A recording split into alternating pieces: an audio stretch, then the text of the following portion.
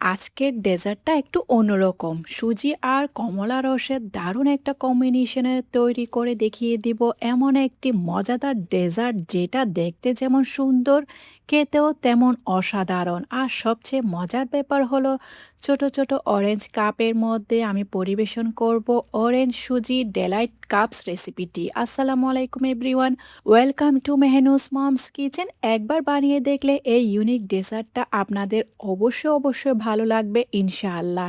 এই ডেজার্টটি তৈরি করার জন্য প্রথমে আমার লাগছে কমলা বা অরেঞ্জ। আমি অরেঞ্জটাকে ভালো করে ধুয়ে পরিষ্কার করে নিয়েছি।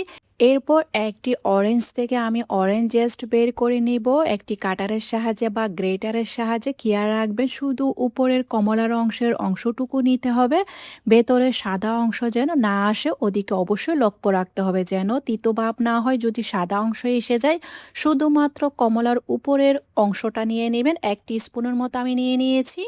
যদি গ্রেট করার সময় সাদা অংশটা এসে যায় তাহলে সাদা অংশ থাকলে তিতো ভাব চলে আসবে।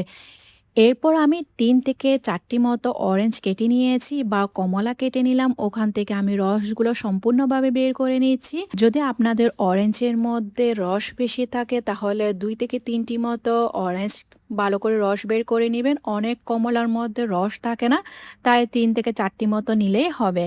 অরেঞ্জগুলো থেকে আমি সম্পূর্ণ রসগুলো বের করে নেওয়ার পর আমি কোষাটা ফেলে দেইনি, কোষার মধ্যে দিয়ে আজকে আমি এই ডেজার্টটি সার্ভ করব।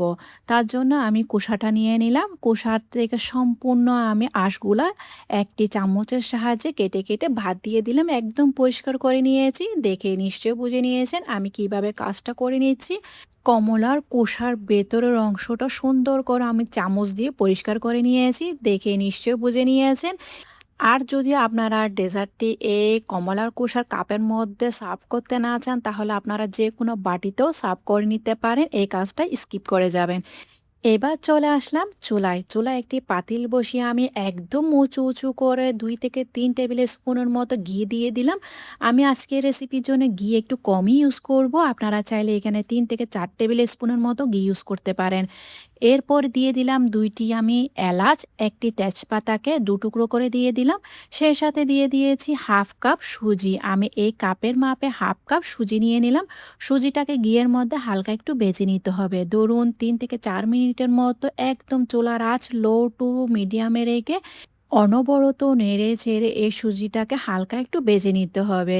ভেজে নেওয়ার পর কালারটি এই পর্যায়ে হালকা একটু চেঞ্জ হয়ে গিয়েছে। খেয়াল রাখবেন চুলার আঁচ কিন্তু একদম হাই করা যাবে না, না হলে সুজি পুড়ে যাওয়ার সম্ভাবনা অবশ্যই থাকবে। তার জন্য মিডিয়াম টু লো করে দিয়ে সুজিটাকে ভালো করে ভেজে নেওয়ার পর এবার আমি এখানে ইউজ করলাম ফ্রেশ অরেঞ্জ জুস 2.5 কাপ। যে মাপে আমি সুজি নিয়েছি ওই কাপের মাপে আমি 2.5 কাপ একদম ফ্রেশ অরেঞ্জ জুসটা দিয়ে দিয়েছি। এখানে আমি কোনো প্রকার পানি ইউজ করিনি, শুধুমাত্র ফ্রেশ অরেঞ্জ জুস দিয়ে আমি এই ডেজার্টটি তৈরি করে নিব। জুসটি দিয়ে দেওয়ার পর হালকা একটু নেড়ে ছেড়ে দিয়েছি। এই পর্যায়ে চুলার আঁচ কিন্তু লোতে রাখবেন। 1 টিস্পুন যে অরেঞ্জ জেস্ট করে রেখেছিলাম ওই অরেঞ্জ জেস্টটা দিয়ে দিলাম। হাফ কাপ এখানে আমি চিনি দিয়ে দিয়েছি। যদি আপনারা মিষ্টি পছন্দ করেন তাহলে হালকা একটু বাড়িয়ে দিবেন। 1/4 টিস্পুন লবণ দিয়ে দিলাম। আর অরেঞ্জটা যদি একটু টক ভাব হয় তাহলে চিনিটা আর একটু বাড়িয়ে দিবেন। আর যদি অরেঞ্জটা একটু মিষ্টি হয় তাহলে হাফ কাপ চিনির যথেষ্ট। তারপর নেড়ে চেড়ে এখানে আমি 2 টেবিল স্পুন গুঁড়া দুধ দিয়ে দিলাম। একদম উঁচু করে 2 টেবিল স্পুন গুঁড়া দুধ দিয়ে দিয়েছি। কালারটি সুন্দরের জন্য একদম খুবই সামান্য 1 ড্রপ আমি অরেঞ্জ ফুড কালারটা ইউজ করলাম। এরপর নেড়ে চেড়ে সুজিটাকে ভালো করে রান্না করে নিতে হবে। এই পর্যায়ে চুলার আঁচ একদমই লোতে রাখবেন, না হলে সুজিটা একদমই জলদি শুকিয়ে যাবে। নাড়াচাড়া করে নেওয়ার পর এই পর্যায়ে আমি দিয়ে দিব 1 টেবিল স্পুন ঘি।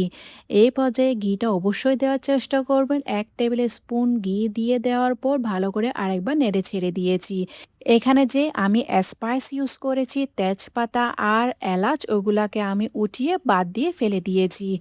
সুজিটা এরই মধ্যে আমার একদমই পারফেক্টলি কুক হয়ে গিয়েছে, সুজিটাও অলরেডি সেদ্ধ হয়ে গিয়েছে। যদি আপনারা বরফি আকারে বসাতে চান তাহলে আরও একটু নেড়ে চেড়ে একদম ভালো করে শুকিয়ে নেবেন। আমি যেহেতু আজকে অরেঞ্জের কোষার কাপের মধ্যে বসাবো তার জন্য আমি এরকম অবস্থায় নামিয়ে নিয়েছি। এই পর্যায়ে চুলাটাও বন্ধ করে দিলাম।